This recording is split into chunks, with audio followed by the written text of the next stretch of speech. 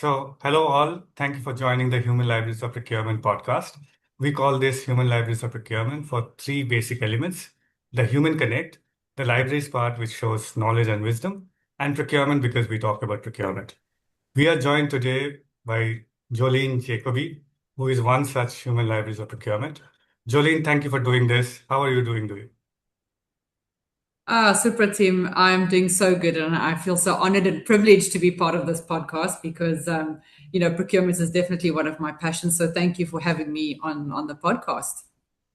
Right. So, Jolene, we'll start with your career journey and then we'll take it from there. Yes, of course. So I'm actually South African, born and bred, proudly South African, living in the UAE at the moment. And my career journey started many, many years ago in the banking sector, where, funny enough, I actually started out as a vehicle buyer. So in a way, my career has kind of gone like full circle. Subsequent to working in the banking sector, I did some administration roles for automotive, telecommunications, as well as properties. But then, I joined a multinational, which then basically framed the trajectory of my career in a very positive way. So when I joined this multinational, I started off as the temp receptionist. And I was very blessed and fortunate enough to have worked in every single department within the business, except for marketing and finance. So this 360-degree exposure really just taught me, how a business actually operates, how I can actually work cross-functionally, but then also how do I deliver enterprise-wide value. And then in 2014, I was very blessed and fortunate enough to join our supply chain team, where I'd worked across direct and indirect categories across multiple different categories within the food industry, and also had a very short stint in demand planning. And ever since then, I've been within the supply chain and procurement space. Right. So a lot of good experience there. Well done. Yeah, yeah, Right. thank you. Uh, you have a podcast of your own, and you're also an animal lover and volunteer for animals. So we'll start with that. Could you please tell us a little bit about that? I do, absolutely. So, I've got supply chain and procurement, which is one of my passions. But then outside of that, there's three additional things which I really, really enjoy doing and feel very passionate about. The one is wellness. And myself, I've been on a very deep and long journey of making sure that I'm well from a holistic perspective. So that's physically, mentally, emotionally, because I truly believe that when you are your absolute best version of yourself, you automatically become the best version for everybody else in your life. So you become Right. the best leader, you become the best colleague, the best wife, the best husband, the best parent. And for me to be able to give that back to others, I really find it fulfilling. So that's the one part that I really love. But then to your point, my friend and I, we did start a podcast, and it's more recent than the wellness journey, and it's got nothing to do with supply chain. It's really about talking to just ordinary people who are living an unconventional life or who are doing extraordinary Okay. things. I think, there's absolute power in listening to people's stories, because there are so many people out there who are doing wonderful things, and we can all learn from each other and all be inspired by one another. So that's really the context of the podcast. And, it's great fun. I absolutely love it. But then to your point as well, and anybody who knows me, I'm completely obsessed with animals. So when I get the opportunity to, I try and give back to the animal community. And, when I was in South Africa, I used to help an organization called Animal Ambulance, where their focus is purely around helping sick and abused animals. And they have a really great model, actually. So you basically pay them a fee and you actually go to their premises and you get very hands on. So you clean stables and you feed Okay. dogs, you wash dogs. My favorite part was giving the donkeys their biscuits, but there's many things. You kind of become like you're working on a farm, which is Right. really great. But they're actually raising funds and they're actually doing good. And then here in the UAE, there's two companies which I try and help when I can. So there's a Stray Dog Center who have various different events, and one of them is Doga. So it's a dog yoga. So that way you go and do yoga with a bunch of dogs where they try and raise funds. And then there's also Animals Are Us, who raise funds through, you can do donations, or you can help them out with taking dogs to vets when they can't. and then also, taking all the dogs that are in the shelters for walks. So that's where I try and help out where I can. I wish I could do it more often because they do such great work and they need all the help that they can get. Right. So one of the phases that keep coming up is that supply chain management guys are superheroes. I think this is one of the greatest example of that. So it's a great work that you are doing. Um, Thank you. Now, before we proceed, I had to say a disclaimer that we are on our own capacity here. We are not representing any company. Because Jolene has such vast experience, it is logical and obvious that some names might come out, but we are not here to discuss about any company in particular. We are on our own capacity. So that's one heavy minute from my side. I had to say that. Uh, Now, since we are talking about well-being and you have a history on that, uh, procurement people are, it's considered to be one of the stressed out jobs. How do you think that we can do our bit of well-being and mental health in that way? Yeah, absolutely. And I think that procurement extends to supply chain as well. So if you've got any Right, planners or anyone in logistics and warehouse, it's an extremely stressful environment. And the thing is, you need to prioritize your well-being. And it's not only, by making sure that I'm dieting and I'm looking good.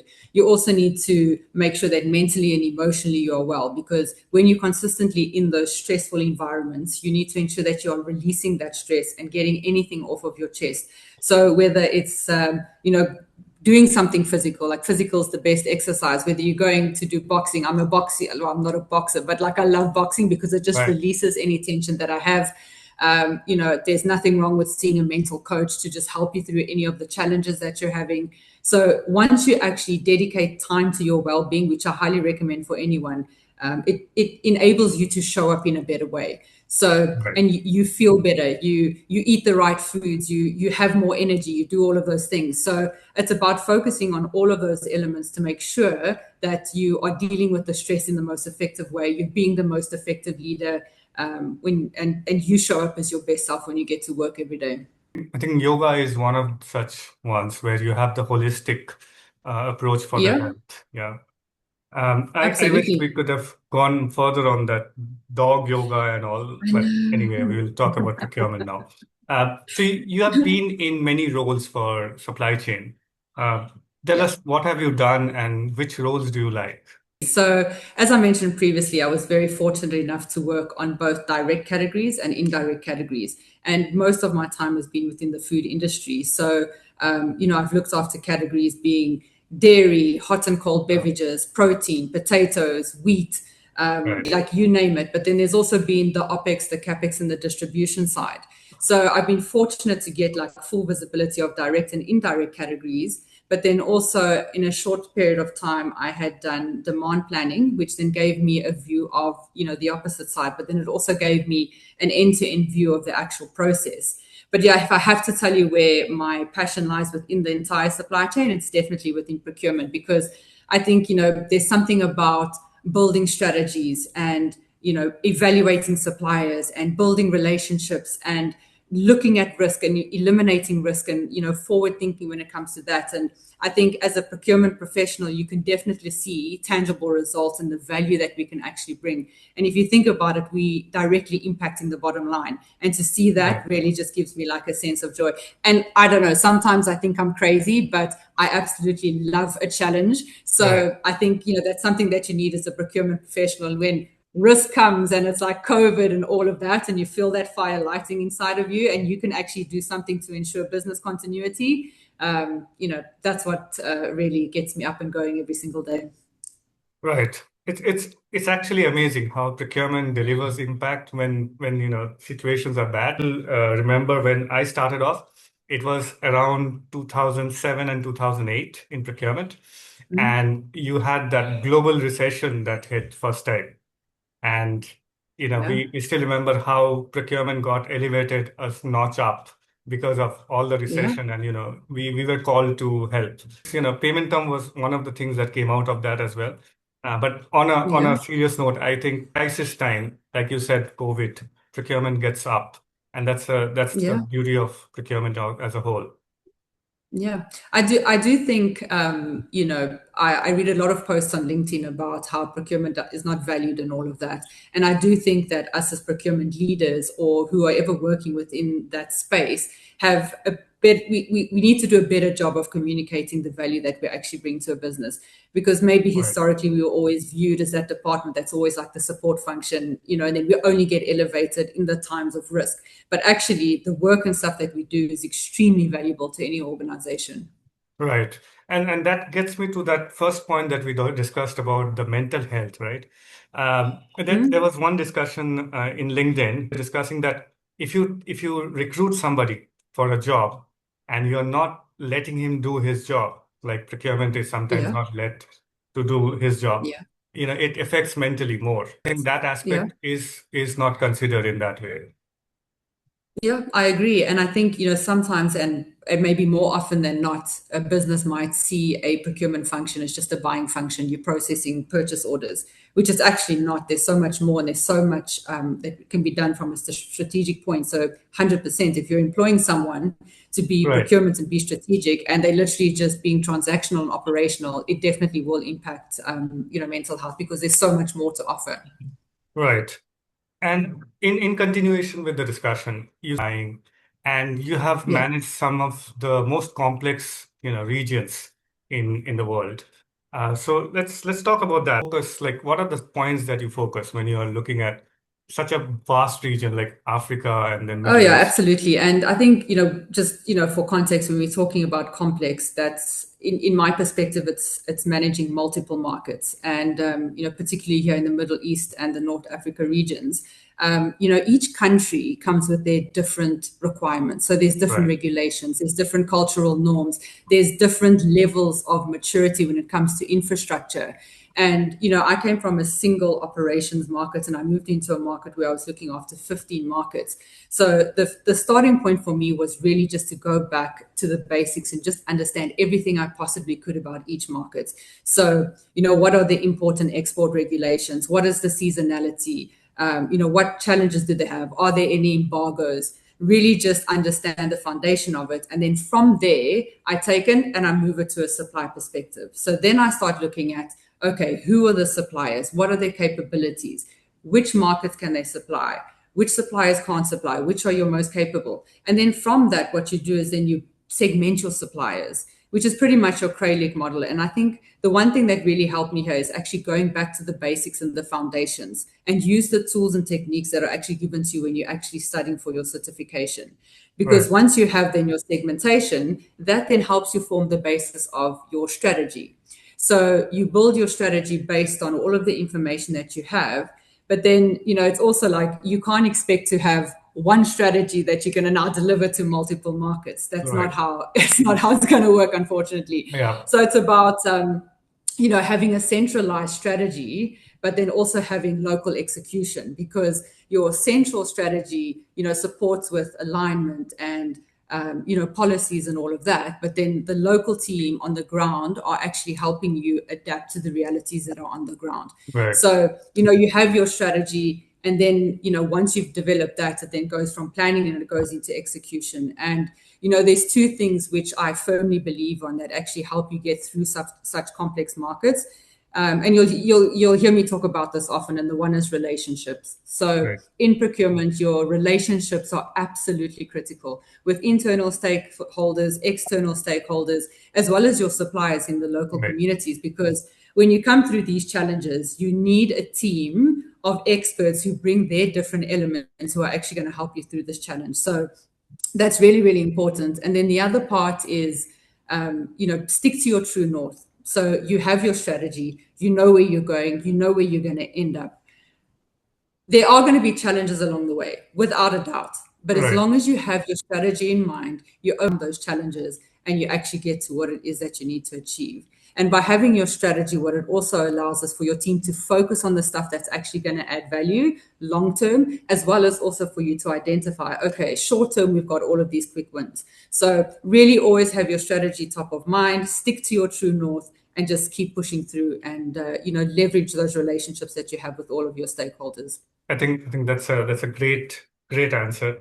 I think the strategy, the tactics that you evolve. I think the core of the entire aspect, the human aspect or the relationship aspect. That also brings me to the classical discussions that we have these days around AI. And more often than not, Mm, I keep telling them, the strategies are all there. You can just yeah. Google it, or you can have an AI agent tell you the strategy. But it is not necessary that it will work. And then what do you do? What is your plan B, plan Z, or whatever? And that, I think, that is what makes procurement exciting. Procurement would continue to add value, and I think AI and all that will not be a replacement for procurement. That's my view on it. No, no. I think AI and automation and digitalization, there's an element where it will actually enable the supply chain. So Right. it will enable procurement to actually really focus on the value adds and not focus on all the Excel heavy stuff and all of the admin.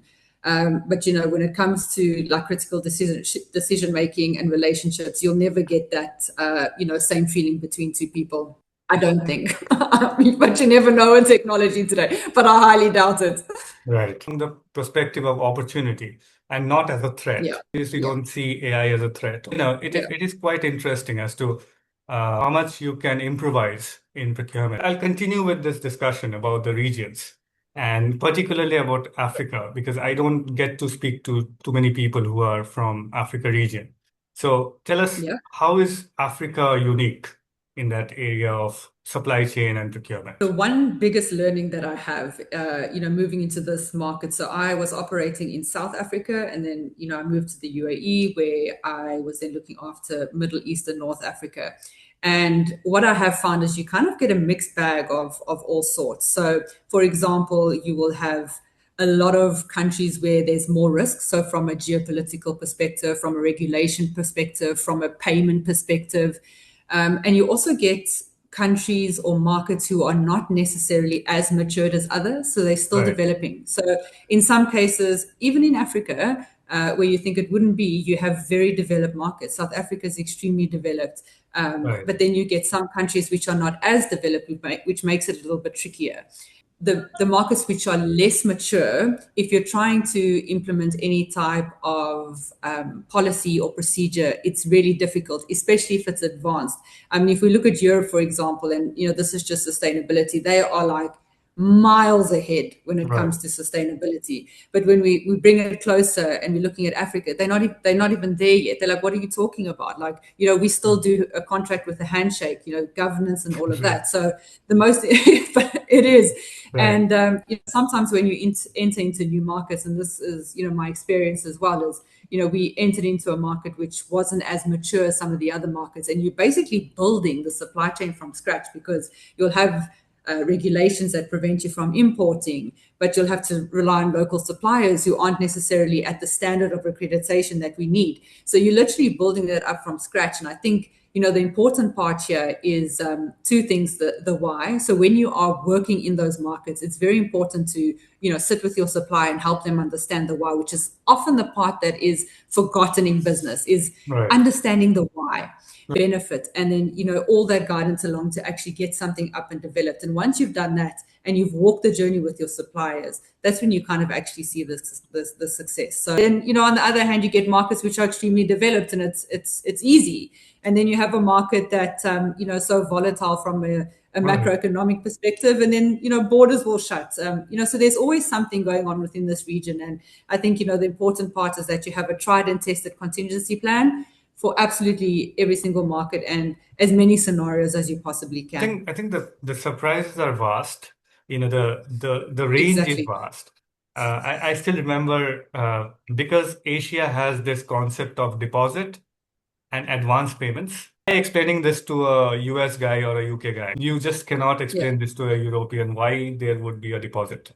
Uh, is there Yeah. any story that comes to your mind where it's a region specific thing or something like And that? I mean, there's multiple instances and examples that I can give, where there's been challenges around borders being closing or setting up an infrastructure. Right. And I think, it's kind of everything that I've mentioned. When you enter into a market, you're going to have all of these challenges.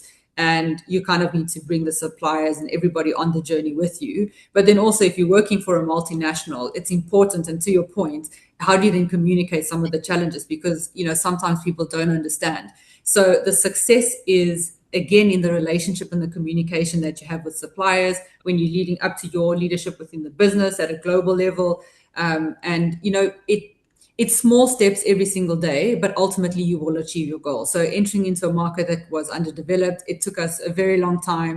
There were multiple challenges, but working through it with the stakeholders and, navigating your way through the challenges and the partnerships, we actually managed to Right. And that also brings me, I mean, we'll discuss this more into negotiation when we get there. But in Asia in particular, if I talk about, let's say, two countries, India and Japan, they are just opposite ends of, Yeah, because India, we negotiate everything. And it's a cultural thing that, we don't mind negotiating anything for that matter. yeah, And Japan, they don't like to negotiate anything. So, so there are multiple combinations like this where you have a very yeah. vast difference within the continent. Yeah, and it goes back to the cultural norms. So, Right. what I said previously is if you get into a new market, it's essential for you to actually understand that because, you come into a market where you're looking after Japan and then you're like, but why aren't you negotiating? And like, it doesn't make sense. Like negotiation is so critical. But then when you understand that, it's like, okay, I get it. And then, you can kind of form that and build a partnership and strategy around that. I think, the models which I worked in were very different, touch on it, which is centralized and decentralized. But, South Africa is a very developed market, by the way. So Yeah, people are surprised. But I mean, they are so advanced when it comes to supply chains and local infrastructure and all of that. And, governance and all of that. But then sometimes right. when you live, here in the Middle East, everything is still done on trust and a handshake of that stuff. So, they're two very different markets, but again, very different cultural norms and the way in which they operate, but both of them, extremely possible. And I agree with you that it is very, very developed. And Yeah. I think over the years I have seen it go down a little, but it was very developed to start with. I'm gonna say, South Africa is it's a very unique country and it's got all like the different circumstances, but that's a whole separate podcast on its own. Right. Touched on this decentralized and centralized, and Yeah. looking at all the geopolitical situations that we are getting into. Sometimes we push for local, sometimes we have global. What do you think about this shift in global politics? Trend do you think will impact us? Okay, so I've been very blessed and fortunate enough to work in a centralized markets and decentralized. And I think, when you look at both, they both have their pros and their cons. So, if you take a centralized market, for example, you can leverage your scale, you get consistency, you have policies and all of that, and you have a form of control over the supply chain. But then, moving to a decentralized market, you have a quicker response time. Right, But, I think it really all just depends on, the industry that you're in and, a multitude of factors. And, if I take the food industry as an example and burger brand, right. and, for me, the most ideal solution there would be a hybrid solution because then Okay. what you're going to do is you're going to look at what are your strategic Right, categories. So, your beef patties, your fries, your oil, your equipment, that you will keep centralized so that you still gain all of the benefits from having a centralized procurement. And then, all of the other items, particularly when you're in a multi-market operation, like your fresh produce and your buns, that you can have decentralized. So you right, really just have a centralized team focusing and you're gaining all of the benefits on all of your core strategic items. So, I kind of like, the hybrid solution and think that's the route to go. On your question about global and local sourcing, again, it's very dependent on, the industry and the business. Again, global sourcing has many benefits. You can leverage scale, you've got expertise, you can leverage off of the innovation, all of that comes with it. But again, on the local sourcing side, it's right, shorter route to market. There's a sustainability element. There's you kind of like insulating yourself from risk from a global macroeconomic perspective. So, there's really pros and cons to both. If I had to say where I think the world is going, and I'm going to throw like something in the mix here, I think there's going to be a shift from global sourcing. So I think there is going to be a lot more local sourcing because, there is that element of, like I mentioned, sustainability, shorter route to market. There's a lot of political instability at the moment, and you kind of like, insulating Right. yourself from that. However, you do still want the benefits, some benefits of having a global sourcing system, and it might not be that; it might actually be regional sourcing. So I think it's gonna shift from Right. global to more regional and to more local because you still want to get like an in between. And I do, Mhm. there's this human side of me, and I think a really great thing is when there's local sourcing, you're actually supporting the economy of your country as well. You're creating jobs, increasing your GDP, all of that stuff. So again, that's a Yeah, I benefit think for. both of them are needed because Yeah, global sourcing or centralized sourcing in particular yeah, that has helped people like me, because we yeah, we we work mostly remote, so that is only yeah, possible because of centralized sourcing, and yeah, in the sense that regional sourcing would be the way forward. I think that is a big takeaway there as well, and you really need a global player to have an innovation, and yeah. wherever there is money, it's a truth that innovation is centered around that money factor. So It is. I think, yeah, I think It that those is. are those are good points. Thank you. Local is sustainability kind of thing, right? Where Yeah. you need somebody local to carry on. And what you said is the best combination that, regional procurement would be the way forward. What else are you seeing in supply chain like that can happen? So I think we touched on it a little bit, and a few weeks ago I went to CTW Global, which is a supply chain conference, which they had here in Dubai, Mhm. and the only thing that really stood out was AI and automation. Right. So there's some amazing tools and programs and AI that's actually been used out in the field to actually reduce the turnaround time when it comes to a supply chain perspective, and I think we live in a world nowadays where everyone is expecting instant results. So, using these tools and techniques, like I mentioned earlier, it can really, really help and support the supply chain. So, how do you actually transform your business from an automation and digitalization perspective to kind of elevate your supply chain? There's a lot of talk and communication around that. And I see a lot of videos and a lot of stuff going on in LinkedIn around like autonomous vehicles. And the one thing that I did see was that there's a fully autonomous delivery truck where if you look at the whole process from manufacturing to getting the goods to the end customer, the first time a human actually touches the goods is when it actually gets delivered. So, I think there's really cool stuff that's going on from a system perspective, take away all the admin stuff so that your procurement and supply chain people can actually get away from those time consuming tasks to really focus on strategy and deliver value, because I think that's kind of where things need to take place. We need to kind of move away from, being an operational function to more strategic. So AI and more automation do help and support with that. But then there is a lot of automation that's going on at the moment, like I mentioned on the track. And, I do still worry. I know you said, you don't necessarily think it will take away the human element from a relations perspective, but I do worry about, what actually does happen to people, particularly in the environments of warehousing and drivers and all of that stuff, because ultimately people will lose income. It decreases purchasing power.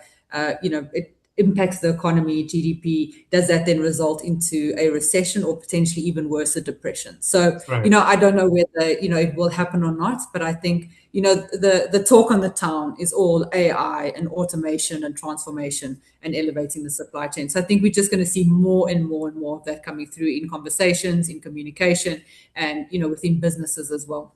And that also gets me to that point that I want certain things to be done by AI. There are manual Yeah. things that I want AI to take over. Um, Again, I also want certain things to stay with humans, like we talk Mhm. about communication or negotiation in that matter.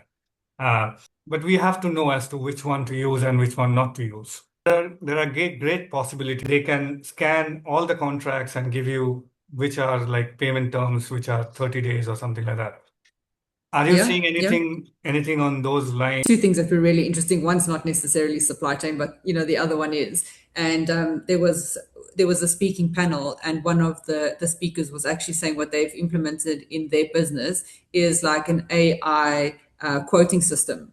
Right. So, a customer will send through a request and say, can you please give us a quote? We know normally that can take like 3 to 4 days to get a quote. This automatically generates within a matter of like a few hours, and they get their quote and they can make a decision and then kind of like move on. The other one, and in a hospital environment, what happens is, after any surgery, someone goes in and they kind of clean and disinfect the Right. entire operating theater. And now they've just got these like foggers. They literally go in with a fogger. It's cleaned within 15 minutes. And again, Right. maybe not necessarily talking to supply chain, but if you look at it from a business perspective, if you think about, restaurants or QSRs or shops or brick and mortar stores, there's a lot of cleaning that actually takes place. Whereas now, actually, you can use these foggers and stuff, which will then reduce your cleaning time within next of AI and stuff that's going to come out. But there's like now it's just kind of like, how do we actually just make things quicker from a supply chain perspective? Reporting, access to commodity information and data. There's a lot of that's coming through at the moment, which then does actually help us, particularly when it comes to making decisions and negotiations. And because we are talking about events, especially for supply chain and procurement, I know that Mm. DPW is one that has changed the entire events for supply chain. I like them a lot because I think they give visibility to procurement. What is your take on these events and how do you see them? So I think there's value in attending these Mm. events. So I think, as a supply chain person, you go through your journey of, okay, I study, I get my qualification, but it doesn't just end there in the day to day. You also need to keep up to date with what's actually going on and how the industry is actually transforming.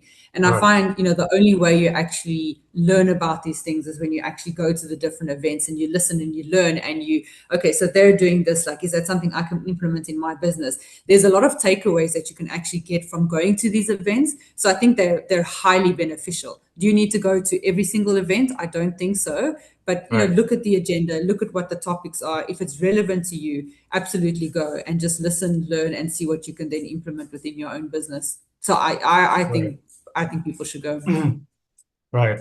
Biggest thing that has value add from these are that it has given procurement that visibility. Yeah. Absolutely, I agree. So, I mean, to your point, it's how do we then build a network of procurement professionals so that Right. you have a network and a community where you can bounce ideas off. But then 100%, are you in alignment with suppliers? And if they're attending these events as well, you're hearing and you're seeing the same things, and you're kind of like going on a journey together. I absolutely agree. What kind of value adds can we bring to organizations? I think procurement is often seen as the function that buys and moves goods. And, I think I mentioned previously where, we were looked at as a function which was sitting in like support, and they were always helping out.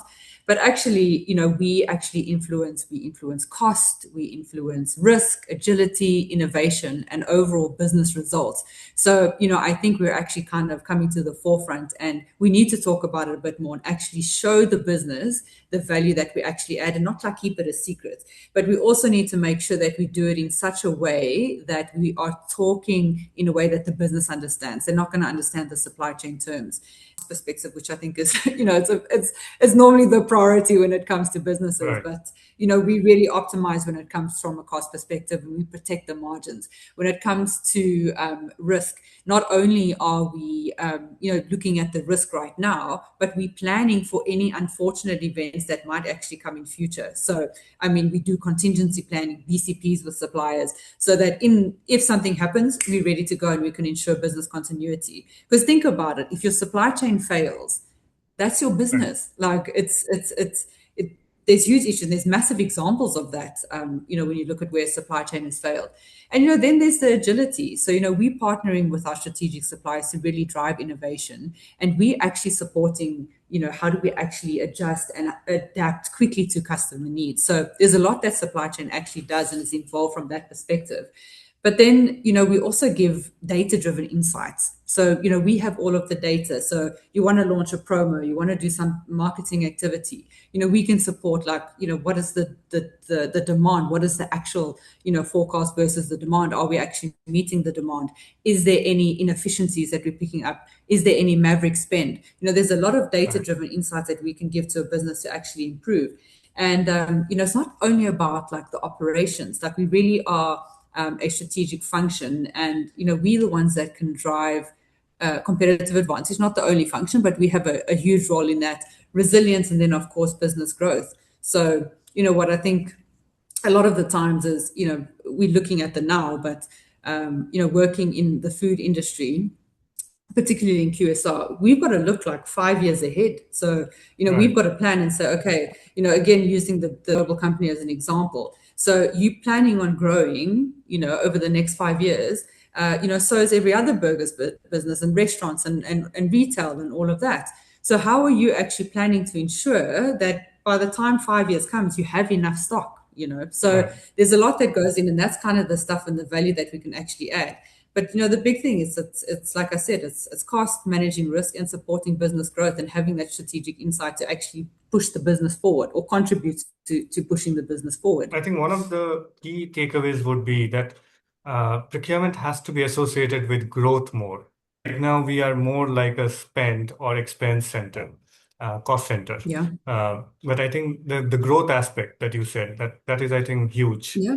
Risk mitigation, of course, the other things, of Yeah. course, but I think the association with growth is also important. I think for any business, if you're looking at your overarching strategy and you're like, this is your strategy, how does supply chain fit into that strategy? There has to be a specific thread that goes, okay, so you want to be market leaders when it comes to this. So what is supply chain's role in your overarching strategy? There needs to be that golden thread between the function towards a business, because that's what's actually really going to support as well. Like every other function, but supply chain and procurement can't just be forgotten. It needs to be linked to the overarching business strategy.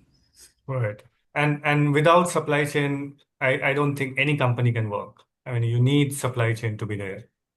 So, yeah, What happens if you don't get your goods or your services? right. It's the Yeah, most important. right. Yes. Other points that you added there is the savings or the cost optimization. So let's Yeah. talk about that. We are known for savings. We are known for cost I optimization. do just want to say that this is one of my favorite topics, by the way, Right. because I find pure enjoyment in, and I've been talking about relationships and stakeholders, and I think the one important thing again is to leverage off of your relationships. So when we're looking at cost optimizations, yes, me as a procurement person, I'm trained to identify inefficiencies that I can work on. But, in some scenarios, I'm not the expert. The supplier is the expert. So what is good and what has really worked for me historically is having a workshop, getting everybody involved. So you can have all of your suppliers come in, you can brainstorm, you can go to the facility, you can have a look and see, and, come up with solutions that are going to be a win-win, right? So the supplier needs to benefit from it. And also, the business needs to benefit from it, right? Is it looking at the inefficiencies? Is it a slight change in design? Is it a slight change in the specification of the product? Is it route to market? Are there any things? And I have some great examples, like simple examples, and I'll give one or two a bit later. But working and partnering together, you can come up with these cost saving initiatives. But then not only that, you can also leverage off of your internal stakeholders. So referencing the food industry again, you have a quality department who is responsible for specifications. So let's look at the specifications and see, is there anything that we can do there from a cost perspective without actually impacting the product or the customer experience? You find amazing savings that you would have never ever found before. And you can even take it a step further. Working in a restaurant, go to the restaurant. A lot of the times, when we are at head office, we sit and we try and come up with these ideas. The people on the ground have wonderful insights, and it's about connecting with each touch point and each person within your stakeholder community to actually come up with ideas. And, some of the things that we've actually achieved through some of these cost savings is, I visited a coffee supplier, just to go and understand their process. And walking around there, I was just observing, and all of the packaging was silver, except for the company I was working for. Their packaging was orange. So I was Okay. like, but why is it orange? It's like, oh no, someone years ago said, we kind of need to, be aesthetically in line with the brand, so we need to have it as orange. And I was like, but nobody sees it. Right. Like, the team Right. members seen it. Yeah. Anyway, go back to the business. We identified this. Is everyone aligned that we make this change and what? And there was a 10% saving on the Wow. coffee spend by just going back to silver. There was no impact to product quality. There was no impact to consumer. That's just a simple way of actually just going in and looking at savings. Going into restaurant, there's an example of I spoke to the manager and I was like, what do you think we could do to reduce costs? And on one of the fresh produce items, there was a huge box. It must have been like this size, and there Yeah. was like one layer of product at the bottom. He's like, I think we can reduce the size of the box and we could Right. stack more because it's quite a hardy product. So I think we could do that. Fantastic. Went back Right. to the supplier. Can we change the box size? Is there any implication? Everybody aligned that we can make the change. And, that was an easy like 5% savings. So, it's about bringing everybody on board. And, the minute you start taking people on this journey with you, and again, they understand the benefits. So always link it back to the bigger picture. So if we do these savings and we achieve this, what does it mean for the business? What does it mean for you? And Right. people have great ideas, right? I mean, Yeah. people save in their everyday lives. Like you save in your personal capacity. My sister's who's in marketing, she saves in her capacity. So, bringing that all together, workshopping it, and then you get some quick wins and you get some longer term The wins. only And attention I think procurement gets is for savings, which is not yeah, seen as a good thing always. But yeah, I think we cannot go do away with the fact that the world understands money better than anything else. If you yep, show them money, I think that sells better than anything else. So there is a reason mm, why savings has the impact which it has right now, and that's a good yeah. thing. Are there any other examples that comes to your mind or any other stories that you would like to share? I do have some stories, but I also just want to add Yes, one more please. point about savings and cost Yeah. optimization. I think when you have a really close partnership with your strategic suppliers and you are transparent in your communication and you're transparent in terms of what the business is chasing and the goals and objectives, get them on board with what it is that you want. So, there's been times where it's like, we want to do this project and this is what we want to achieve and this is why we want to achieve it. And more often than not, you find suppliers are very accommodating because they also actually understand the impact that it will have on their business from a positive perspective. Right. So, having that transparent strategic partnership is so critical when it comes to core items. To give some other examples, just in terms of savings and like the uniform. So, when I was working on the indirect categories, part of my portfolio was uniforms. And one of the things that we looked at was how do we optimize on the uniforms. So we looked on the uniforms. We looked at the denims that the team members were wearing, and there were like 6 pockets, for example, on Right. the jeans. And you're like, but do they need six Right. pockets? So it's like, no, they probably need one pocket to keep a pen or whatever it is that they need to keep, but the rest we don't need. So what we did was we worked with the supplier and we said, okay, so let's actually keep the look of the pocket, but not actually have that excess material, right? Right. So it still looks the same. No one is impacted. The team member still has something that they can put in their pocket, like a pocket for their stuff. And it was like whole design optimization. I can't remember the percentage, but there was a huge benefit Right. from that perspective as well. Labels on the inside, which had like a whole bunch of like designs, and there was like printing on the inside. So it's really just looking at things which, like, is it necessary to be there? And if you take it out, then what is the benefit? Talking about specifications in particular. So when I was looking after the dessert category, one of the options was to look at our fruit pulp. It was quite a high spend item. So it was like a dessert with like a fruit pulp. Mhm. And, the challenge to the supplier was, we need to have a look and see how we can actually reduce the cost of this brand, or you positioned as affordable. You kind of need to maintain your costs and all of Right. that. And, we sat in a room with QA and we looked at the specifications. And through that, we actually identified that there was 120% fruit content in there. And now I know that sounds bizarre. Like, how can you have Right. Yes. 120% fruit content in there? Right. But there was there was natural fruit, there was a fruit concentrate, there was all of these additional fruit things that were actually in the product. We actually said, okay, well, let's reduce that content and just see what actually happens. Changing around on the formulation actually reduced the cost of the product as well. I think it was around 5%, and that's a huge benefit to a Right. business. And also, And one example that comes to my mind when I was doing it for the events and exhibition category, one of the supplier actually explained to me was that how the trucks are loaded and how exactly. yeah, how not loading it in that way can save money. Continuity of business also teaches us is that when something goes wrong and you actually save the situation and it continues to do business as usual, I think that is also a kind of savings, which is saving from the loss. And I Yeah. think that is something that is hard to sell. But I think Yeah. procurement has to sell that as well. Exactly. So if your business wasn't able to operate, what is the loss in sales that there would have been versus actually bringing in all of the product, and we kind of actually saved the day as superheroes. But there's so many initiatives out there from a saving perspective, and even on the logistics front, it's like, what is the distribution route? Right. Are they going the longest route? Like, reevaluate that. Again, we've been talking about technology, and one of the projects that I worked on was in South Africa. Energy is really expensive, like Right. really is one of the most expensive things. But then also there's challenges around energy. So we did a trial in the restaurants, and I then eventually subsequently left the business, but we started to introduce technology into the restaurants where it would automatically switch equipment on and off, and it would kind of regulate your energy and actually reduce your energy consumption. So it's just about finding those opportunities where you can.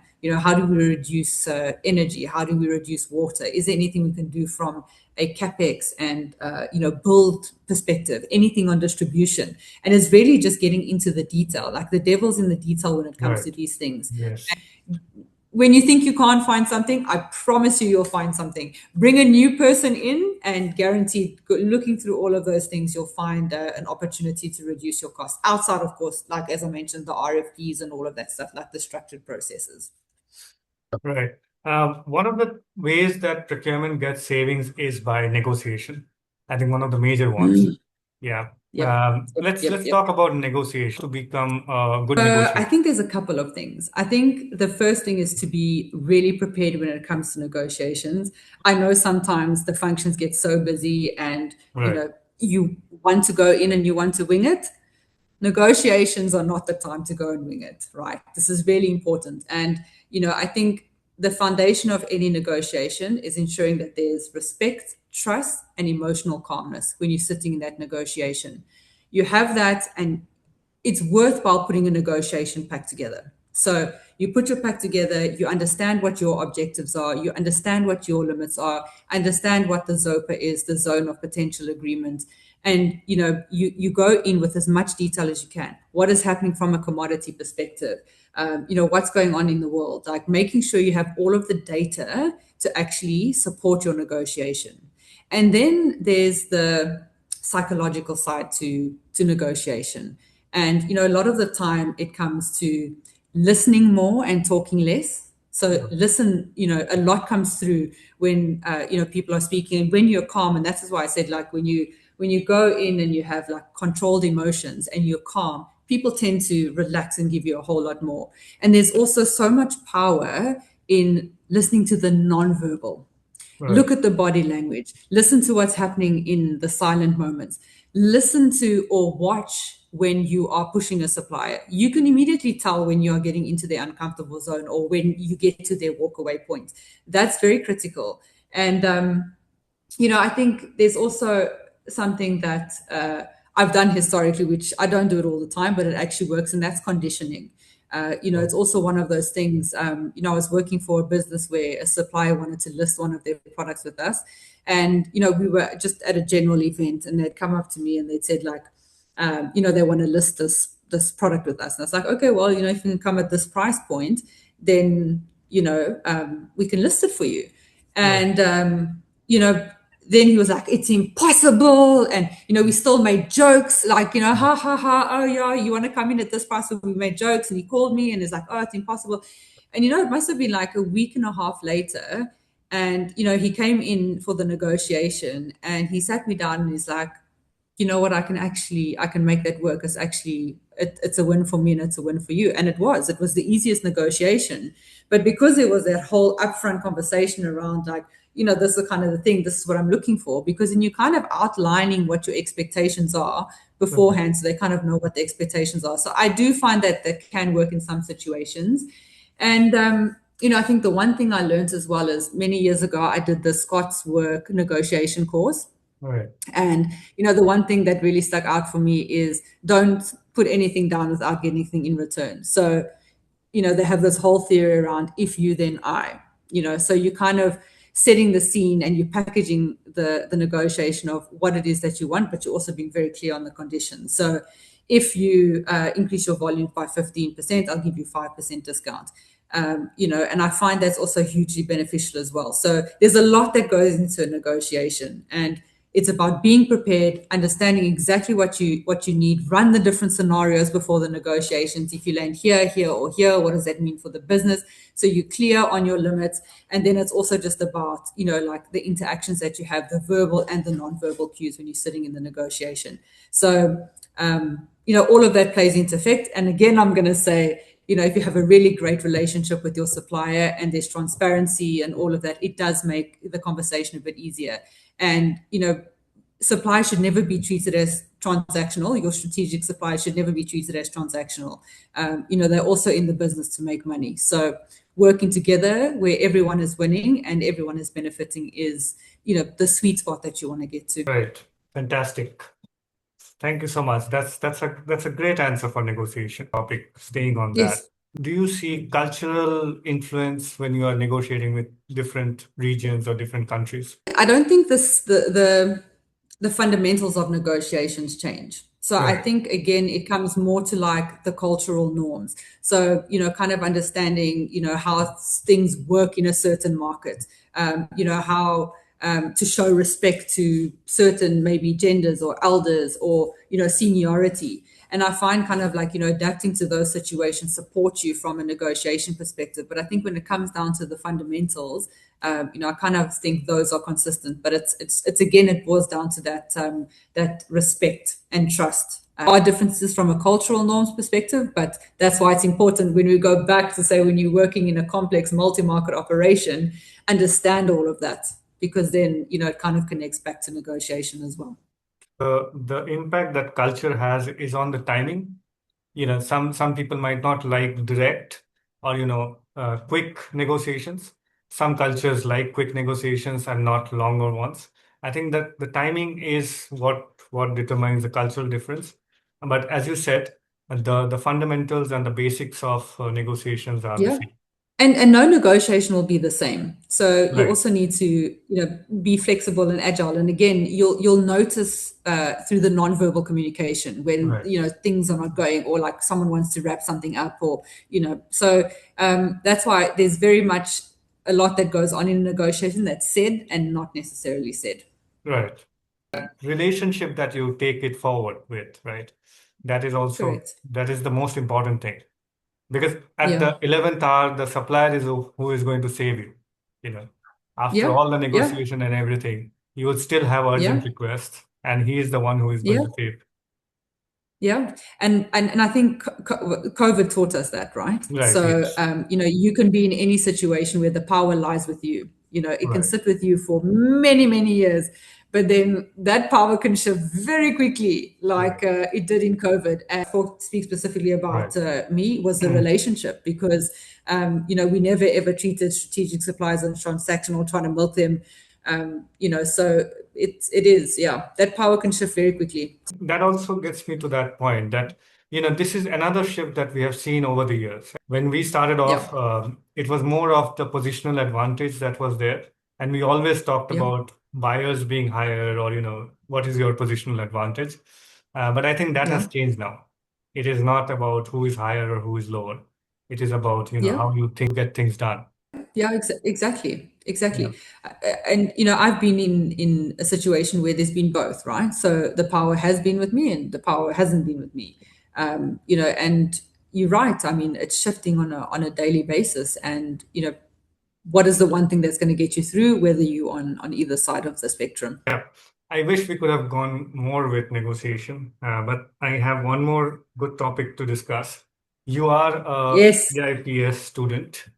How difficult Yes. is it to continue studying while working?